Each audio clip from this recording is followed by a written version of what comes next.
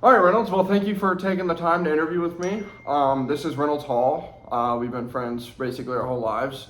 You want to tell us a little bit about where you work and what you do? Yeah, so I work at the Wolfpack Club at NC State, and basically our number one goal is just to raise money for NC State athletics. And my job is to mainly just answer the phone for our donors. They call all day and every day with questions, and they need to make payments and just different issues that they have. And so my job is to either answer their questions and take care of them for them, or to direct them to the right coworker that can do that for them. So I would say that's a pretty important job, wouldn't you? Yeah, it is important. Both of my parents are Wolfpack Club members and went to state and have season tickets, so I know how much it means to people like them to get all the help that they can get, because sometimes people are just not as informed, or sometimes the elderly, they can't select their tickets on their own, they can't select their parking on their own. So it does kind of feel nice to help those NC State fans out. That's good. So can you just sort of run us through a day in the life of you at work, sort of what your day-to-day activities are, responsibilities, sort of how you get things done? Yeah, so all day I'm answering the phone, whether that's donors with questions, issues, coworkers calling, things like that. And then because I'm at the bottom of the totem pole, because I'm an intern, I'll get a lot of spreadsheets throughout the week where I'm filling out stuff on our donor-based system and things like that. And then if they ever need any help with special projects around the office or projects for our donors, I will help out with those as well. Very nice. Now, do you strictly talk to them over the phone, or is this like an interactive thing? Do you meet with them in person? What's that look like? Yeah, so my desk is at the front, basically right off the elevators. So if people don't call in and they're just coming in to talk to someone, then I'm the first person that they see. And so if I'm able to help them out with whatever questions they have, then I will. Or if it is above my pay grade, I will find someone in the office that has the experience and has the answers for them that they can get best taken care of. Gotcha. Now with these donors, how do you really build and maintain those long-term relationships to sort of keep those donors coming back every year? Yeah, so a lot of it starts with, if they're new donors, we have Pints with the Pack every summer, and it's basically a brewery tour where we go to different cities across the state, or really just the East Coast. We go to Virginia, obviously North Carolina, South Carolina. We've done some in Florida, where donors can come to their local brewery and really just meet the Wolfpack Club staff, and that's kind of where the relationships start. And then once you get to know them, then you know that they'll always, you'll be the ones that they'll call or text when they have any issues. So really just our job is to make sure we always take care of them, and whenever they want to give, say, big amounts of money, we're honest with them on kind of the perks of that money, and we never really make promises that we know we can't keep. So really just becoming friends with them, because we all have something in common with loving, NC State, and then really just being honest with everything that they will receive based off of their contributions also builds a lot of trust. That's good. And now, do y'all ever have events sort of with the team or with coaches sort of to get those donors the chance to sort of interact with the team and get a sense of personability with them? Yeah, so we used to have the caravan season in the summer, which was before Pints with the Pack, where the coaches would go to these events and they'd kind of sit at chairs at the front, and it'd be like a dinner. And all the coaches would have a mic and they'd answer questions and interact and things like that. But now we've shifted over to Pints with the Pack, but sometimes coaches will still come out. Football and basketball coaches will bring some players sometimes, but now with, NIL, it can get a little tricky because a lot of those, kind of going out into the public and interacting requires them to get some compensation of some sort. So that kind of made it a little bit more tricky, because now we have to, go through NIL and make sure that that they're getting paid enough for those said events. So it can kind of get a little bit more tricky. But before every football season, we have the spring game, and then afterwards, our donors and fans get autographs from all the players. So that's a good way for the kids and parents to meet all their favorite players and interact and things like that. And with NIL and the Wolfpack Club, we'll do, they can pay to have a birthday message sent to their kids. And so that's a good way for kids, their favorite player sends them a birthday message. We even have birthday party appearances where the players and coaches can come to, different kids or parents' birthday parties. That also can build great relationships. That's good. And now sort of to shift on that, how do you sort of handle like delivering, say, difficult news to donors or something that they might not want to hear? How do you sort of go about sharing that news with them?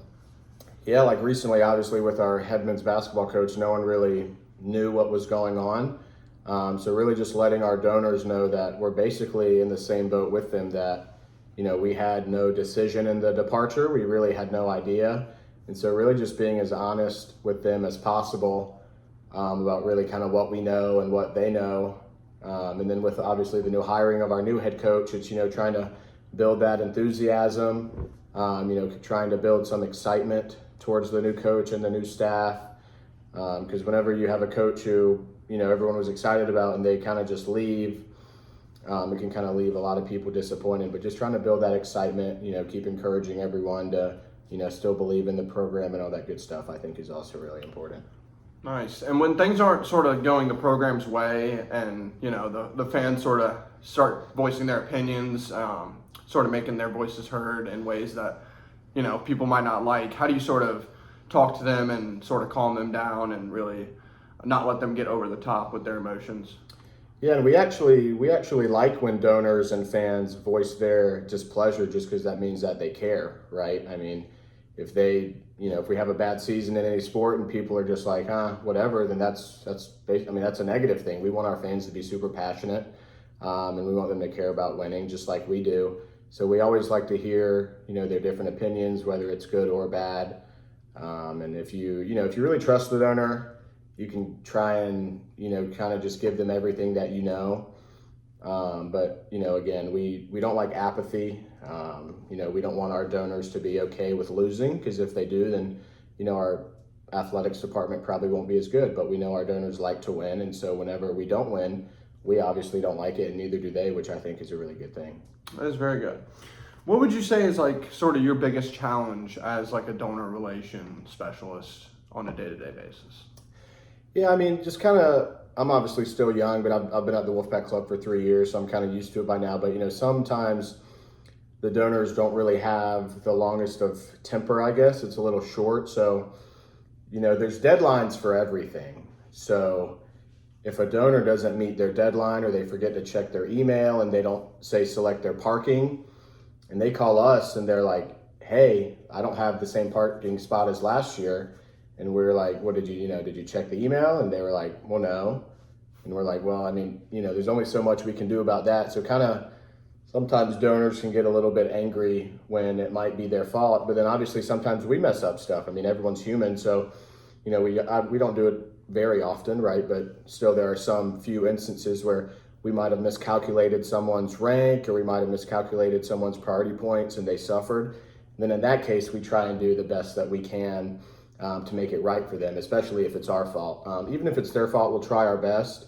But if someone already select their parking spot or their annual tickets, not their lifetime rights, but their annuals, and it's because they missed their date, there's not really much we can do. So just trying to maintain we don't want to make these, we're all on the same team, so we don't want to make these donors upset.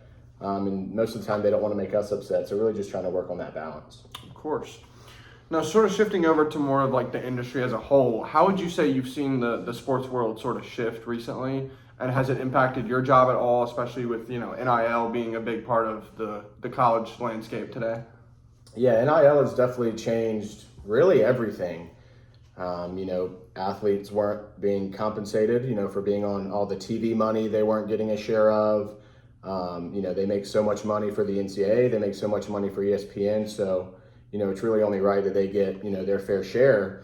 But with no kind of cap on anything, it kind of makes it tough for loyalty in college sports, whether it's players or coaches, just because there's so much money out there. So it's definitely a really, really big challenge. And NIL also creates for a lot of new laws and a lot of new rules to follow. And obviously that takes time for people to learn and adjust to. And it also adds more staff that the existing staff has to work with. So now each school has their own NIL staff. They have their own general managers. They have their own associates, things like that. So it's a lot of learning new people and a lot of learning new rules, regulations, laws, whatever you want to call them. Just even though it's been around for 3, 4, 5 years, it's still a lot of new things that we have to adjust to. Of course. Now, do y'all have to do like sort of any training on those new stuff, or is there just kind of like, hey, keep up to date with this stuff sort of in the news so you're aware of what's going on? Or Yeah, it's a lot of the athletic directors do a very good job of sending out emails of anything new that goes on. So there won't be like a new law or a new rule where we're just completely surprised on. Everyone tries to do their best to keep everyone informed because you obviously don't want to make any legal mistakes or anything like that. And a lot of the NIL employees and staff, they've all worked in sports for a very long time. So it's not like they didn't have a sports job and now they're going into NIL. So they're all confused. Like everyone seems to be basically on the same page. It's just it adds a little bit more work. But obviously we agree that the athletes should be, compensated for all that they do. of course. Now, with sort of like the shift in technology and everything and AI becoming so big, do y'all use AI to sort of run y'all's operations at all, or are y'all sort of data driven with any of y'all's sort of methods? We don't really use AI that much. The main thing we use AI for is, a lot of our donor information. So, we used to, manually put everything in spreadsheets and sort them ourselves and things of that nature. I mean, we have, I think, just over 15,000 active Wolfpack Club members. So obviously keeping up with all of them is a challenge. But if we have certain lists, certain guests that we want to invite to things at certain levels, we could definitely use AI to, kind of sort them and make it easier for us to consume the information rather than it taking us forever to make the sheet and then we consume it. It kind of is, a minute by minute thing, and then we are able to kind of navigate through all their information. Of course. Now, like for somebody, say, like coming out of college or even high school that would be looking to get into sort of the field that you're in, maybe not specifically your job, but just in general, sort of what recommendations would you give them, or what skills would you say are sort of necessary to do the job? Yeah, definitely. Obviously take all the classes you can, whether it's communication classes, because that's important in sports, whether it's sports management classes, things like that.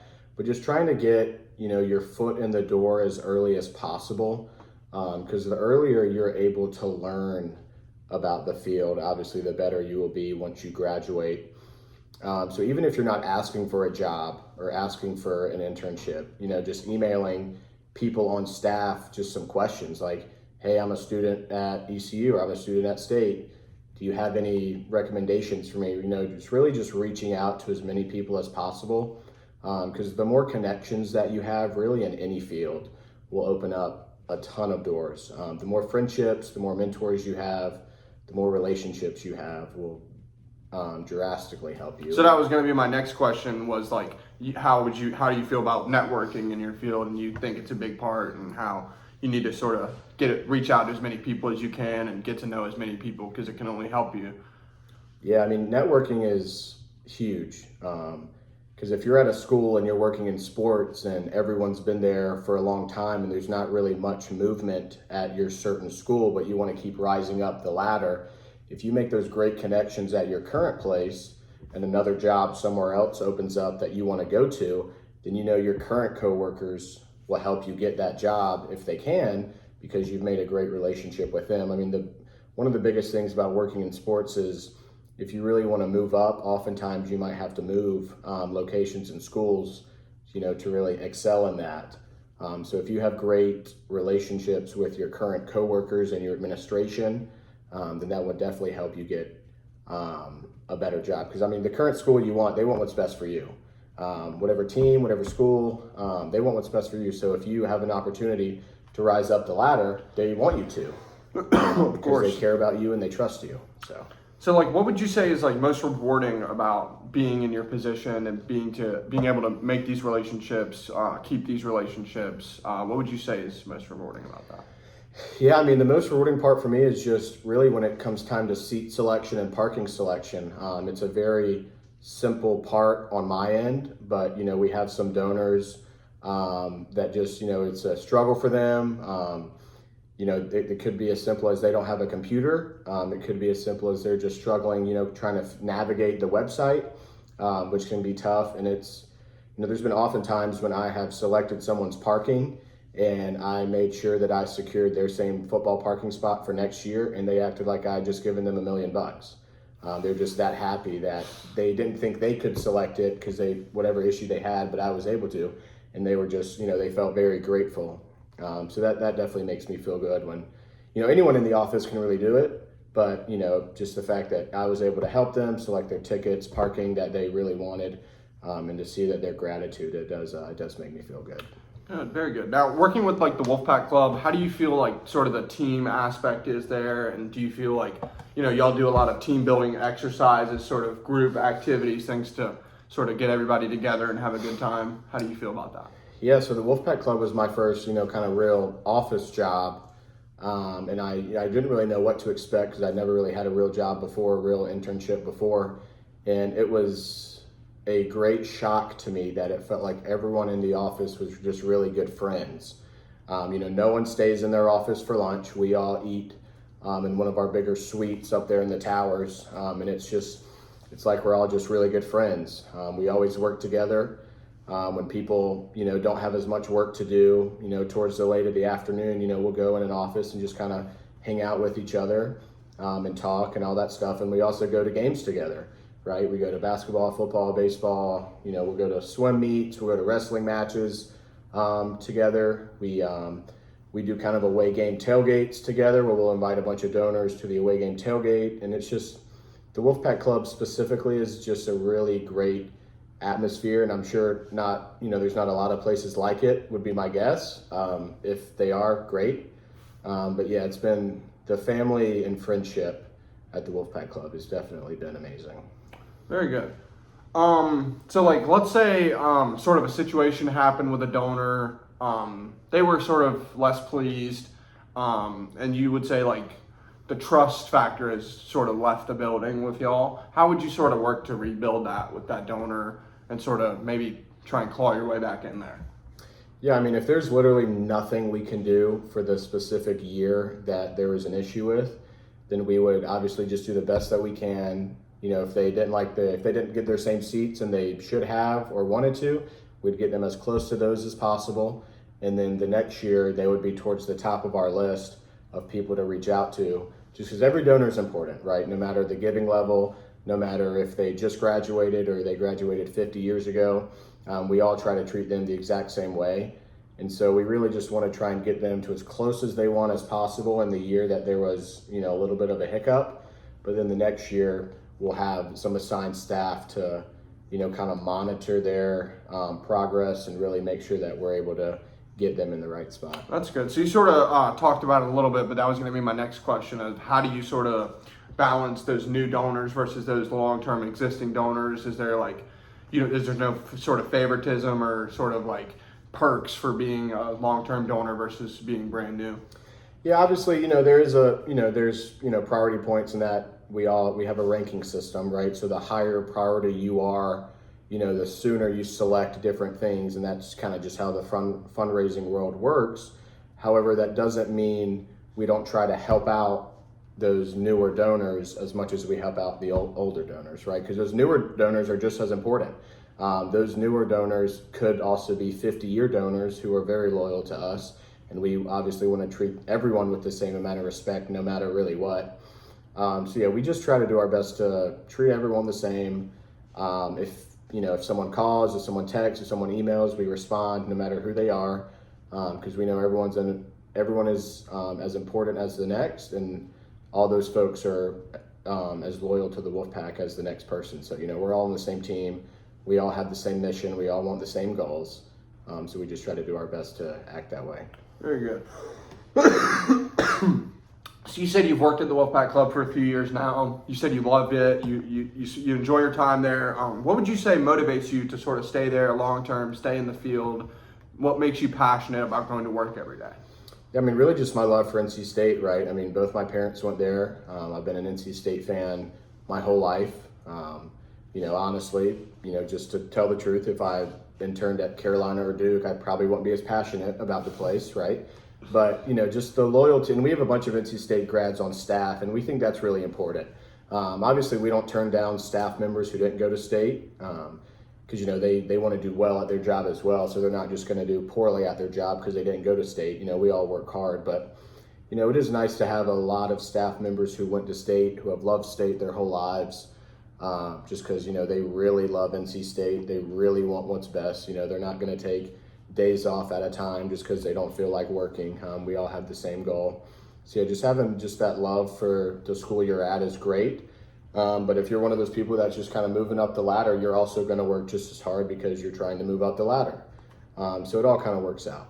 Of course. Now, is there sort of anything about like your job that sort of people have maybe a common misconception about, or it's sort of they're stuck up in their old ways that they don't really understand the actual process of how things go down? And could you sort of explain that to me?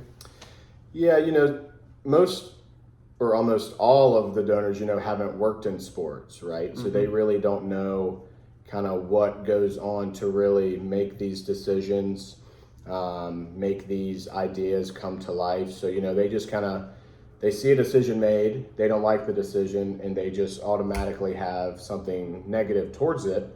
When in reality, there's probably 5 to 10 meetings with a bunch of different people to try and make that decision. And you have to look at the negatives, you have to look at the positives, you have to look at the neutrals where, if a decision sounds bad, but it would hurt a lot more people if they heard, or if the decision was good for them, then, we obviously can't make that. So it's just a lot of, just kind of people just being misinformed just because they haven't been in the industry, which is not their fault at all.